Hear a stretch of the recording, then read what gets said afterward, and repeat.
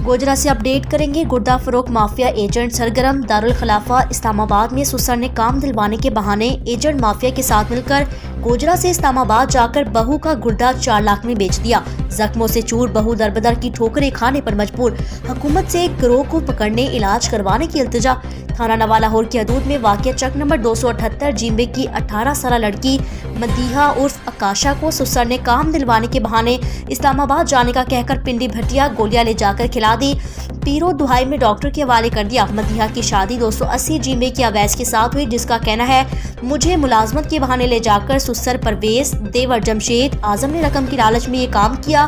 खावन नशा करता है, मेरा एक कमसद बेटा है। ऑपरेशन के बाद 4 लाख में 50,000 एजेंटों ने लेकर बकिया रकम सास ने रख ली।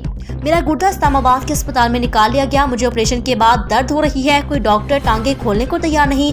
हुकूमत मेरा इलाज करवाए। गुर्दा फरोख माफिया को बेनकाब करके मुझे ऑपरेशन के बाद घर से निकाल दिया गया।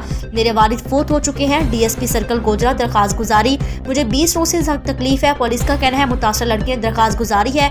वैसे ये केस FIA का है, हम कार्रवाई कर रहे हैं।